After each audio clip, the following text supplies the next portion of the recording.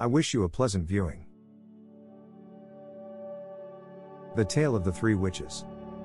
Years ago I would often stay over at my cousin's apartment complex for the weekend. He lived on the third floor. The apartment complex had 3 flights of stairs and no elevators, so moving in or out was a massive pain. It literally takes a team effort. For this reason, the residents would always go out of their way to help people who are moving in or out. It was like an unspoken agreement. One week 3 young women moved in the apartment next to my cousin's. Tattooed, pink and purple dyed hair, strange colorful clothing and piercings in their face and God knows where else, the typical modern degenerate radical feminist types. They were still women, so naturally my cousin and I offered to help since we were young, strong and active college guys. The girls accepted and it didn't take long for a few other residents to join in. Before long we had all the heavy things moved in and mounted.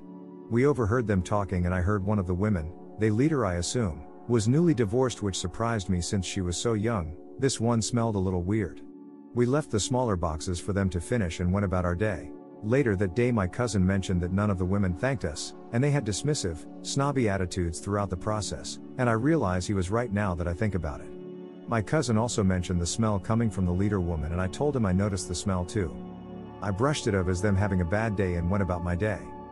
When my cousin and I returned later that evening we saw the leader woman rummaging through her car. She asked if I could carry a bag of clothes up the stairs for her and I obliged. There was that smell again. She seemed the activist type, so I assumed she was one of those tree huggers who don't wear deodorant. On our way up I inquired about her being so young and divorced. She went into full attack mode telling me to mind my own business and stop gossiping like a bitch. I was dumbstruck. I thought about it for a second and knew that perhaps I was a bit too forward and she may have some trauma I could have triggered, so I apologized and helped her with her bags. She slammed the door in my face while I was still taking, which my cousin found hilarious, but I did not. I could hear the bitch laughing at me while I walked away. From that day on, those 3 girls acted as though we never existed. They didn't return our greetings and never greeted us at all. They knew they were being bitches since they would stop asking the people they mistreat for assistance and seek out new suckers until they burned their bridges with all the residents. They would mistreat and verbally abuse the cleaners and the maintenance guy. They left their trash next to the stairs instead of the communal dumpster. They would park their cars in other residents' parking spaces and become aggressive when asked to move.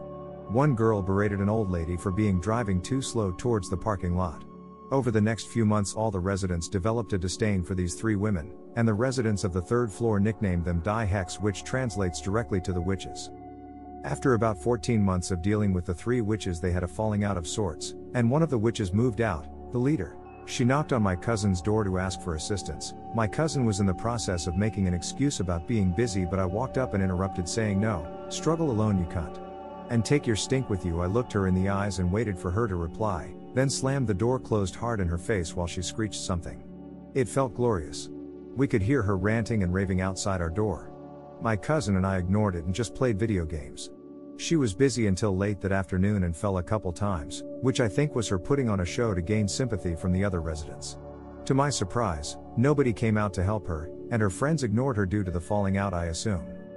After another month the other 2 also moved. I suppose they couldn't afford the rent now that they were only 2 instead of 3, or daddy cut their allowance. They saw what happened to their friend, so at first they knew better than to ask for assistance, but as morning turned to late afternoon they started to beg for help out of desperation. I expected to see a few simps come to their aid, but nobody came. What's amazing is everyone who was home on that Saturday afternoon came outside to watch them struggle. One of the girls started cussing at us, and a few other guys who lived on the 3rd floor. That made people look at them even worse. My cousin, being the simp that he is, kept saying he can't believe that they have nobody they can call who is willing to help them.